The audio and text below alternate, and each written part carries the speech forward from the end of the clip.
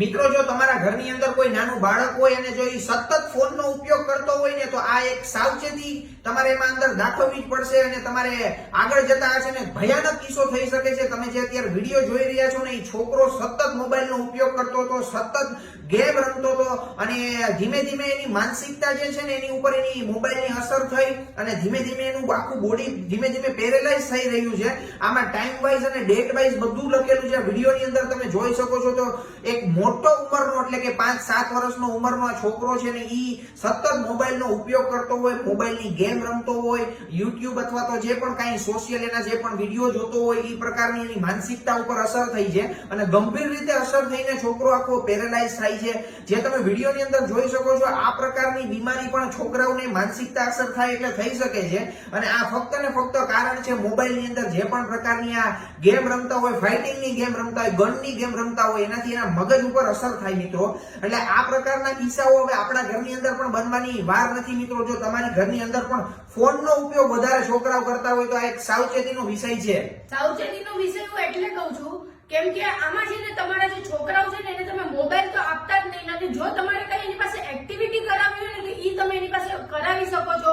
Swimming છે, આજકાલ જીવનમાં બહુ બધી એક્ટિવિટીઓ છે જેમ કે સ્વિમિંગ છે, સ્કેટિંગ છે, એને બેડમિન્ટન છે, ફૂટબોલ છે, ઈ બધી એક્ટિવિટી તમે કરાવશો ને તો તમારું છોકરું ઓટોમેટિક મોબાઈલ જોવાનું બંધ કરી દેશે. પણ જો ઘરમાં ને ઘરમાં રહેશે અને આપણે મા બાપ છીએ એટલે આપણે તો કામમાં જ રહેવાના છીએ આપણા ઘરના, અને આપણા છોકરાને આપણે મોબાઈલ હાથમાં આપી દઈએ કે તું ભાઈ મોબાઈલ જો, પણ મોબાઈલમાં શું જોવે ને ઈ બી જોવાનો આપણી પાસે ટાઈમ નથી હોતો.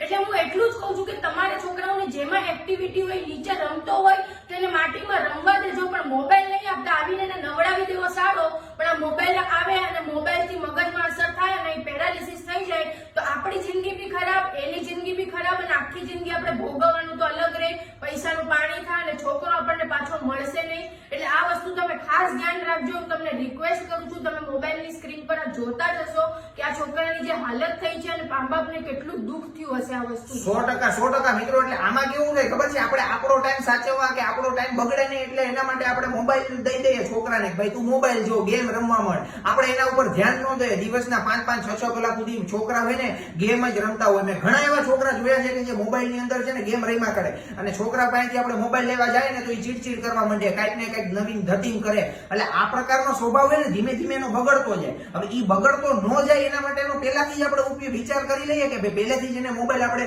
લિમિટેડ ટાઈમ માટે આપવાનો, નો આપવાનું એવું નથી. ટાઈમ એનો ફિક્સ રાખવાનો. રોજની આપણે એને અડધો પોણો કલાક આપો.